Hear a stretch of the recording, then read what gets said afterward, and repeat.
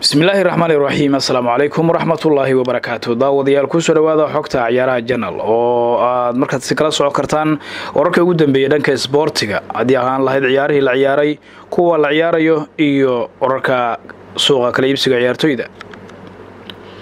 haddii aanu ku bilowno caawa waxaa jira ciyaar xiiso badan oo qaybka horyaalka Yurub ee Champions League oo lugtii labaad ay wada ciyaari doonaan kooxaha Barcelona iyo Liverpool oo horay markaasi ugu wada ciyaaray guriga Barcelona ee Camp Nou ciyaarta waxyaabo badan oo laga soo calaameeyay haddii aan dulmar yar ku sameeyo lugtii hore ciyaartu waxa ay ku soo idlaatay 3 waxba oo ay Barcelona ugu awood sheegatay kooxda Liverpool markii ay booqatay guriga Camp Nou ee Barcelona ay ku dheesho laakiin waxa jira ciyaartoy badan oo muhiim ah oo kooxda uu hogaamiyo macallin Jurgen Klopp ka maqnaan doono dhaawacyo uga maqan kulankan oo soo dhici doona caawa 10 habeenimo ama 4 saac habeenimo waxa markaasi loo daawan doonaa dhowr arrimood Liverpool ma soo laaban kartaa oo 3 gool ma ka soo laaban doontaa dad badan ayaa aaminsan intaasi ay aad u adag tahay iyadoo waliba ay maqan yihiin ciyaartoy muhiim ah oo lafdhabar u ah kooxda Liverpool oo ay ku tashan lahayd kooxdu sida Mohamed Salah oo garabka kaga ciyaara iyo Roberto Firmino oo weerarka kaga dheelay inkastoo warar kalena ay soo baxayaan oo wararka qaar ayaa sheegaya in Van Dijk oo difaaca ugu muhiimsan ee Liverpool uu san qaadan tababarka macallimadii shalay isla markaana uu shaki ku jiro in uu ciyaari karo maadaama uu qabo dhaawac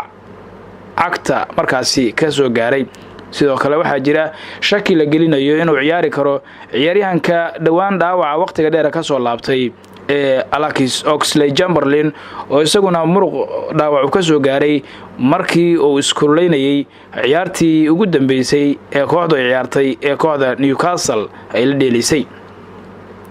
Barcelona iyadoo ma qabto wax dhaawacyo ah oo cusub waxaana markaasi taam u ah ciyaartoy badan oo uu macallinku nasiyay kulankii ugu dambeeyay ee ay ciyaartay Barcelona Liverpool record wanaagsan ayay ku haysataa gurigeeda horyaalka Championka horyaalka Yurub ee Championka 13 kulan waa unbeaten oo lagama badin oo ay ku dheeshay gurigeeda Barcelona ayaa lumisay hal kulan 10 kulan ee awayga ay aaday tartamada Championka waa kulan xiiso badan shaxaha macquulka ah ee kooxuhu ku soo gali karaan waxa ay kala yihiin Liverpool hadii aanu eegno waxa ay ku soo gali kartaa Alisson oo golahayaha ku soo bilaaban kara Alexander Arnold iyo John Matip Van Dijk iyo Robertson halka qadka dhexe ay wadaagi doonaan Milner Wijnaldum iyo Fabinho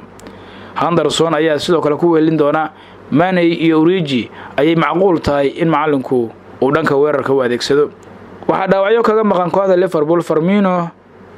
Naby Keita Lallana iyo Mohamed Salah Barcelona shaxaha macquulka waa Ter Stegen Semedo PK Lenglet Jordi Alba Roberto Rakitic Busquets Vidal Suarez iyo Messi waa shaxaha macquulka dambeele dhaawac ayuu ku maqan yahay sidoo kale Rafinha ayaa isna dhaawac kaga maqan oo dabcan ay markaa kooxdu ka maqan kuwaas waa ciyaarta xiisaha badan ee caawa laga ciyaari doono horyaalka Champions League ee Yurub